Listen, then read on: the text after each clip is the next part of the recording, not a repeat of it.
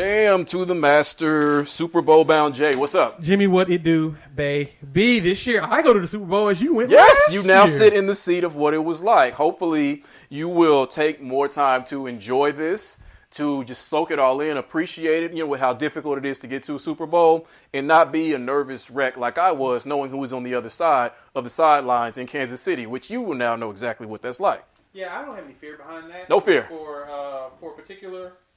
I think I know why. Yeah. I mean, I don't have fear for that difference. at all for particular reasons. Mm-hmm. And I can explain that actually right now. You say right meow? No. Okay, sounded like you did. My bad. You're tripping right now. You're tripping right now. We'll just edit that in post-production.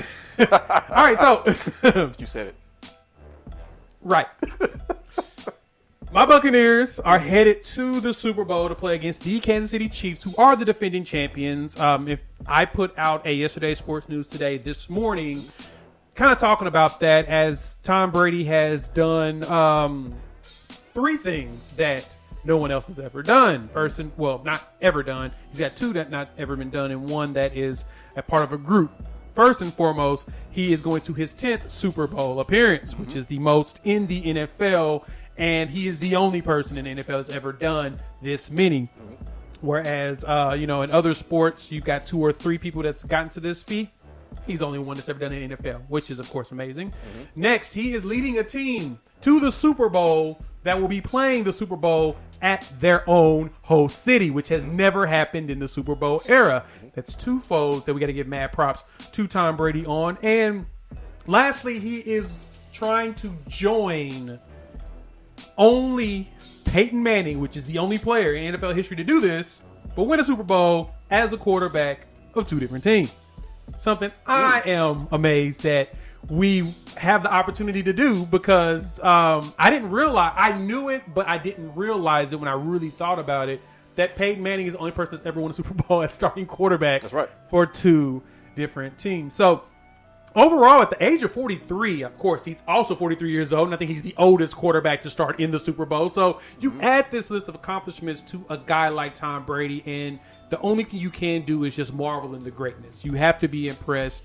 And I, as a Buccaneers fan, you've listened to us for this long, you know that I am still very much skeptical of this team for particular reasons. And I'm going to give you my three observations from the game. And then, Jimmy, I have a question for you about the opposition. And so, first off, here's one of my three observations, and they all basically go together. First off, Jimmy, I cannot bet against Tom Brady at all. Can't bet against the dude, nor can I actually trust him. So I've learned my lesson in realizing that you cannot bet against this man. Mm-hmm. This is why. Because my second observation from this game is that Todd Bowles looked at Bill Belichick similar to the way Batman looked at Catwoman and said, "Oh, so that's what that feels like." When she disappeared off the roof, and he's like, "Oh, wait, where'd she go?" Mm-hmm. Because he's used to doing that. Well, Todd Bowles realized that Belichick is used to bailing out the offense in New England when Tom Brady was quarterback, because my third observation is without a good defense, we would not be here. Tom Brady isn't it, because he literally threw 3 interceptions in 7 passes in the second half. So if you're asking me why I question anything when it comes to Tom Brady, that's why. That's what he does. He has a tendency of doing it at the wrong time. But at the right time, he does have a tendency of leading to victory, as long as his defense can clean up a lot of his messes. So, Jimmy, speaking of messes, the Green Bay Packers made a massive mess and a mistake that I feel like someone's got to be held accountable to. So, who do you blame for that final? Well, actually, there's 2 play calls that I would love to understand who we should blame on. Who's to blame for them taking this L? Well, Jay, one of the things I like to do when there is plenty of blame to go around, because a loss in a game of this magnitude essentially means that it's no one person's fault. Usually it's the fault of 2 or 3 people or 3 or 4 plays. But in this, I brought out my pie, as you know I like to do, and I like to divide it according to who should take what percentage of the blame for the outcome of the game. So I'll start with the I guess I'll start with the biggest piece of the pie. Biggest piece of the pie as to who takes the blame for this loss in Green Bay does go to Aaron Rodgers. He gets that piece primarily because this was his game.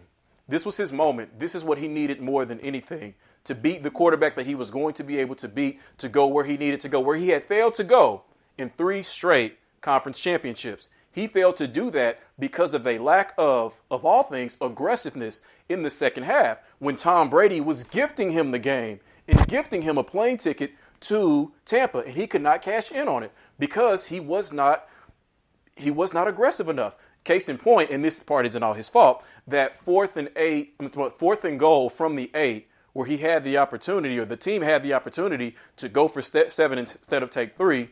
He should have, with his Hall of Fame pedigree, with everything that he's done in his 14-year career, should have gone to his coach and said, we're running a play. This is my city, my organization. You're a really good coach. 2nd year here. I'm probably older than you are. We got to go for this. This is Tom Brady, 6 Super Bowl rings across the sidelines. We have to go for this.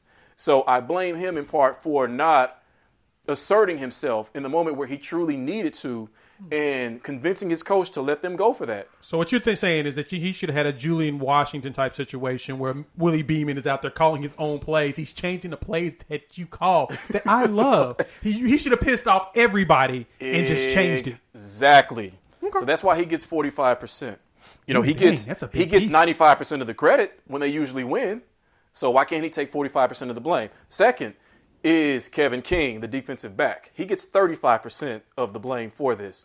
Not only because he was the one who got burnt by Scotty Miller with 7 seconds to go in the half, which wasn't all his fault because that was a bad play call on defense. They called cover 1. It was a bad play call on defense. 7 seconds left at the 40-something yard line. His leverage was poor.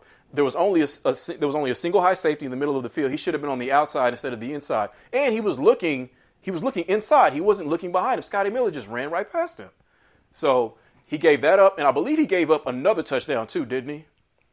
That's a good question. I don't remember if that was him or not. Because when that happened, I wasn't surprised by it because he had given up a play before that as well. So that's his 35% because that touchdown, to me, that's what ended the game. Oh, that was it. That crushed Green Bay. You cannot give that up. Everyone failed on that play. Yeah, I tweeted out immediately that the game, that's ball game. And the other 20% goes to Matt LaFleur, the coach, primarily because of that 4th and goal where he wanted to kick instead of go for it. Now, I give pause to that because he is a young coach, 2nd year in Green Bay. Like I said, Aaron Rodgers is probably older than he is. So he didn't understand situationally what he needed to do in that situation. A coach like Andy Reid or Bill Belichick, they would have known exactly what to do in that situation. Forget the analytics. Sometimes you have to be aggressive. Or a coach like Mike McCarthy.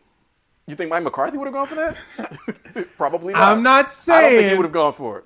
I'll mention it in a second, but. But again, in the second half, when Brady was gifting them the game, that's when your most aggressive play calling needed to come out. And we know Aaron Rodgers can do this. The same Aaron Rodgers who was throwing the ball 50 yards down the field, hitting guys right in front of the sideline against Dallas, Jared Cook, the same Aaron Rodgers who could do that. You mean to tell me he couldn't make something of what he had there in the second half? He was gifted, 3 possessions? 3. Yeah. 3. Jimmy, Tom Brady threw in 7 passes. He threw 3 he threw 3 straight intercept, 3 straight possessions but intercepted. Mm-hmm. But damn near 3 straight passes. That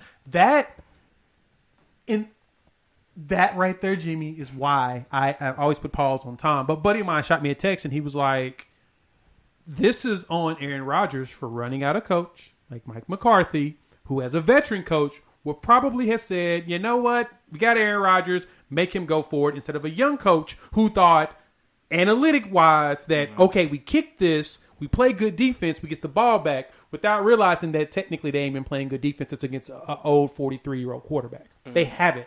That entire game. The only time you had good defense was when Tom was trying to throw the ball in the air and just didn't have enough on any of his passes. Mm-hmm. Besides that, Tampa was cooking. They were eating them alive on just about every possession. So I don't think Mike McCarthy would have made the same decision because I don't think Mike McCarthy would have. But at the same time, I do feel like it would have been smarter to. I think Mike McCarthy would have found a way to be a little bit smarter, I guess you could say. He might have been. I mean, overall, I think they did make the right decision with Matt LaFleur because he's continued to take them to the NFC Championship. But by losing their fourth straight, you know what this makes Green Bay, right? What? This makes them the Diet Buffalo Bills. Oh, this is it. Oh, Four straight NFC Championship games. It's four straight losses. So Yes. they're Diet. That's what They this are cost them. great value Buffalo Bills. That's exactly what they are.